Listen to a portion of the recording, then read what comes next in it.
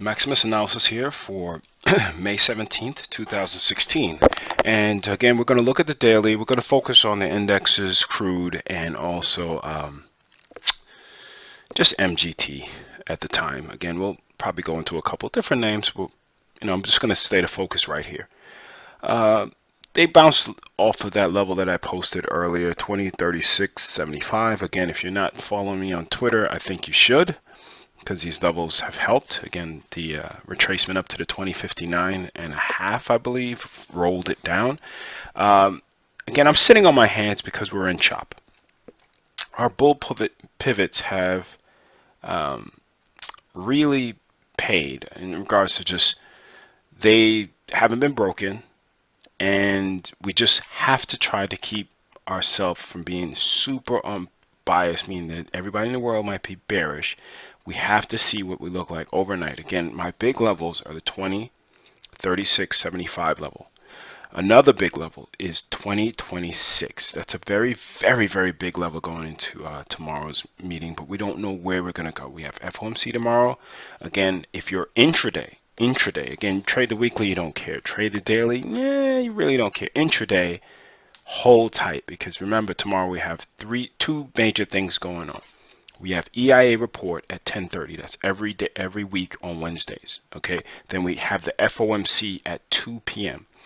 These two things usually, basically develop a very choppy day.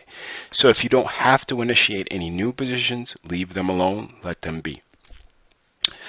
We will continue to watch. Again, now looking at the ES on the weekly time frame, you can see that we again need to see something perk up quickly for this. Again, a break above this 2075, 2080 area, and you go back bullish. Again, you just have to respect the bull pivots for now.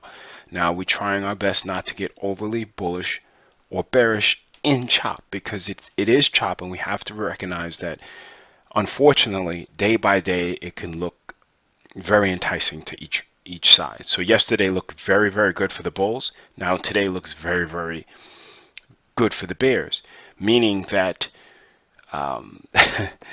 if you start having huge bias swings within a 24-hour period, you are in chop, and just treat it accordingly. You do not have to be the first out the foxhole. Keep your powder dry. It can stay in chop on a bigger time frame, but these violent moves don't really, they have to show the hand one way or the other. So tomorrow we'll see exactly what's going on. Overnight, we want to see this 2035, 2036, and 75 levels hold, and we'll continue from there. NQ, again, out of everybody, this is the weakest one, and if it breaks below here, this would be sideways consolidation. A break of this 4270 level means that we could potentially go back to the lows. Okay, I'm actually going to draw a bull trend line for this in tomorrow's video, so we can really see. Again, with the ES, you can see I have the bull trend line level to say this is official. We are in a bear market type of thing again, but until then, we want to see those levels hold. We want to see those levels hold, and when they break, I'll give some more levels, but these are the immediate levels that we need to see hold in a major way. NQ, going back to that weekly, that was just the ES. We can see that we want to see something happen, and this level of 4270 not broken and closed below. The YM, again, they're back up under that 1750 level. Very annoying, but we have to see if it's if this is going to just be a flag for more upside potential. You have to stay the course and not really get too, again, in chop. You have to think of both sides of the fence. If you do not, you will get surprised, and you'll hold a position probably a little bit longer than you need to, because your bias is so one-sided. I just am really trying to emphasize that going into this the latter part of this week. All right, we have CL continuing higher, really looking good, getting back into this previous level here. And again, we can see the 50 target that we were looking at. They held So again, they also held the lows that we talked about, which was again that 40, excuse me, it was 43.12 that we spoke about, and they held that, and now they're continuing. Again, going long now, not recommended. Being you are very, very late to the dance, and if you're late to the dance, you got to wait for another song to come on. You can't just, or you got to wait for another party, wait for next week, but let it set up, because you go long now, it doesn't take them much to dip it back underneath these. And again, we want to see again how this volume turns out going into the latter part of this week. Again, this becomes a shooting star. All of a sudden, everybody's kind of like on the bearish side. So again, just make sure you're looking at multiple time frames and not, you know, letting the noise get you so biased that you cannot see. Okay, let's look at a couple names that we really should look at, and this will be Tesla. Again, we're seeing that they're breaking back below, so it's just sideways, and quite honestly, they need to really giddy up here, because we don't want this move down, $50 move down, go sideways, and another $50 move down, which could happen. Again, they break this major support, we'll see what happens. We'll keep our flexibility and say, listen, let them get back and close above this 218 level, and we'll look at something back on the bull side. But right now, we have to be very, very cautious in regards to that, how that name is being traded. Apple, again, I don't really do the Warren Buffett thing. Warren Buffett is an investor. He invests in companies. He doesn't even trade. So if you are looking to take a trade off of Warren Buffett style, understand Warren Buffett style. Don't say he bought it and I need to get in, because he is looking for this with probably a view of 20 to 30 years out.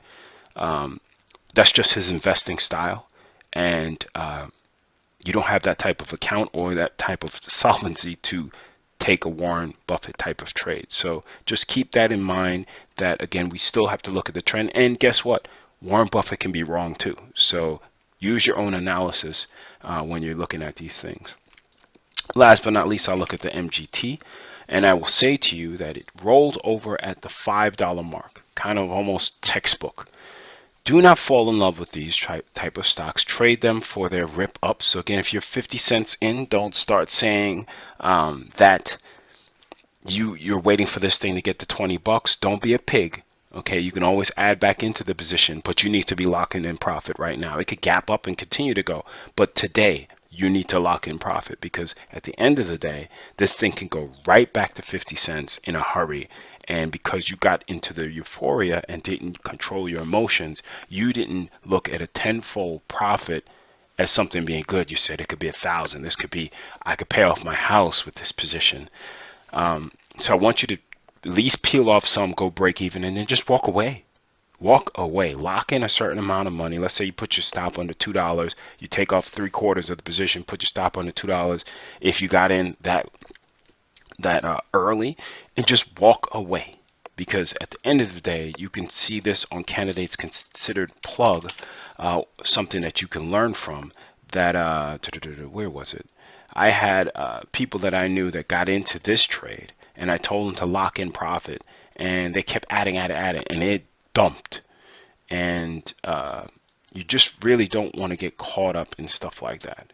Okay, you don't want to be caught up in the hype. You understand that these might be pump and dump stuff with stock like alerts and stuff like that. Just treat it accordingly. So again, we'll look and see what levels hold for tomorrow going into the ES. We're just going to keep our focus. It's a very choppy market. We will continue to look at the 2026 level, the 2035 level going into tomorrow morning. Again, expect choppiness going into the session due to those two reports that I said earlier in the video. Take care, subscribe, comment. Have a great one.